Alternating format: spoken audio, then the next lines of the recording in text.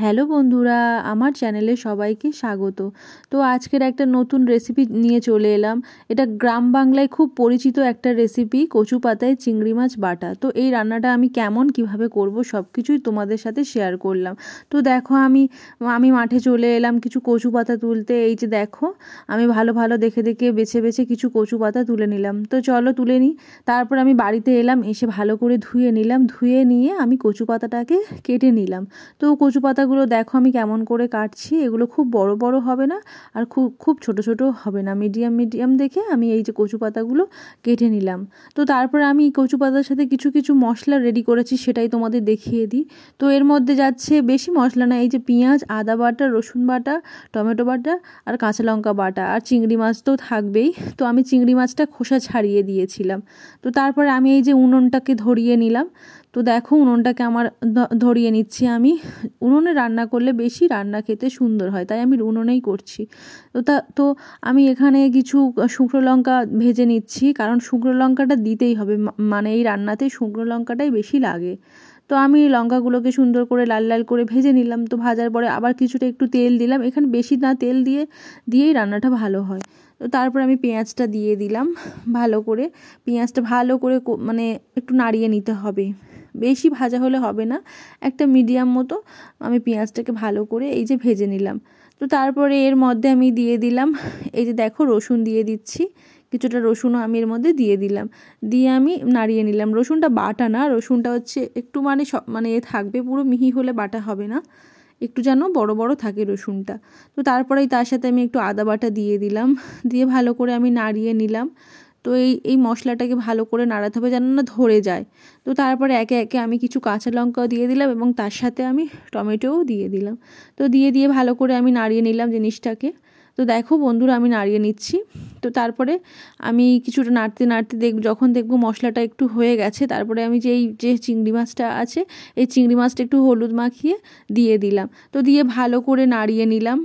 তো দেখো বন্ধুরা, এই রান্নাটা তোমরা একবার করে দেখো, খুবই সুন্দর খেতে লাগবে, কারণ আমরা এটা প্রায় করে খাই। তো তাই জন্য তোমাদের সাথে এটা শেয়ার করলাম। তো এই নাড়তে নাড়তে কিছুটা একটু তেল দিলাম যাতে এটা ধরে না যায়। তো তারপরে কিছু মশলা দিয়ে দিলাম দেখো বন্ধুরা, যেমন হচ্ছে হলুদ গুঁড়ো, লঙ্কা গুঁড়ো আর সামান্য নুনটা দেখাতে আমি ভুলে গেছি, তো এতে নুনটাও দিয়ে দিয়েছিলাম। তো তারপরে ভালো করে নাড়িয়ে নিচ্ছি। এটা অনেকক্ষণ ধরে কষাতে হবে, যাতে এই যে আমি এটা কষিয়ে নিচ্ছি, এই যে কাঁচা চিংড়িটা দিলাম, এই চিংড়ির গন্ধটা আসবে না। যত আমি ভালো করে কষাবো, এই চিংড়ির গন্ধটা আসবেই না। তো তারপরে আমি দেখলাম কিছুটা ভালো করে কষা হয়ে গেছে। তো তারপরে আমি একটু জল দিলাম, জল দিয়ে আমি এটাকে কষিয়ে নিলাম। দেখো আমি একটু জল দিলাম। তো যার যেমন যতটা জল সে ততটা দিয়ে দেবে, কচু পাতা অনুযায়ী দিয়ে দেবে। আমার কচু পাতাটা বেশ কিছুটা, তাই আমি জল দিলাম।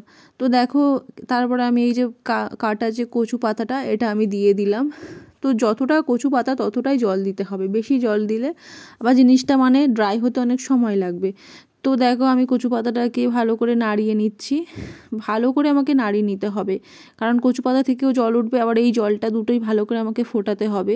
তো আমি ভালো করে দেখো এটা মিশিয়ে নিচ্ছি, যত এটা মেশাবে ততই খেতে সুন্দর লাগবে।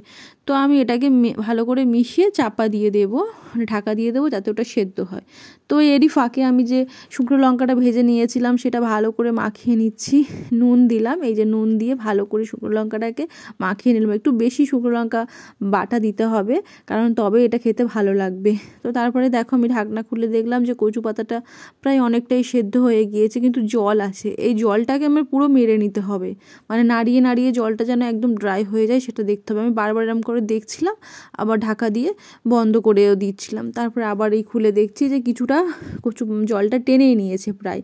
তো এটাকে আরও ড্রাই করতে হবে, একদম শুকনো যেটাকে বলে, তাই ভালো করে নাড়িয়ে নিচ্ছিলাম। এটা যত তুমি নাড়াবে তত মানে খেতে সুন্দর হবে, আর উনুনের জালে তো কোনো মানে কথাই হবে না, খুবই সুন্দর লাগে খেতে। তো দেখো আমি কচু পাতাটা, এটা এখনও হয়নি, এটা বারবার করে নাড়িয়ে নাড়িয়ে একদম ড্রাই করে নিতে হবে। তো তাই মানে ভালো করে সবসময় অনবরত এই রান্নাটা ভালো করে নেড়ে নেড়ে নিতে হবে।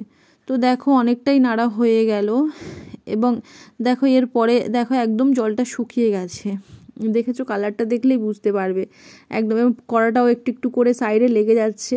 তো ভালো করে এরকমভাবে ভালো করে মানে ঘুরিয়ে ঘুরিয়ে এটাকে নাড়িয়ে নাড়িয়ে এটাকে শুকনো করে নিতে হবে।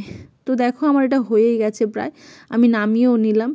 তো দেখো এই যে নামিয়ে নিলাম, নামিয়ে নেওয়ার পরে আমি এর মধ্যে যে ভাজা শুকনো লঙ্কা গুঁড়ো যেটা মাখিয়ে নিয়েছিলাম ওটাই দিয়ে দিলাম, দিয়ে এটাকে ভালো করে চটকে চটকে মাখিয়ে নিতে হবে। এই মাখানোটাই মেন, এটা যত সুন্দর মাখানো হবে তত খেতে ভালো হবে। তো শুকনো লঙ্কা দিয়ে ভালো করে এটা মাখিয়ে নিলাম আমি, এবং তারপর আমি একটু খাওয়ার জন্য টেস্ট করেছিলাম।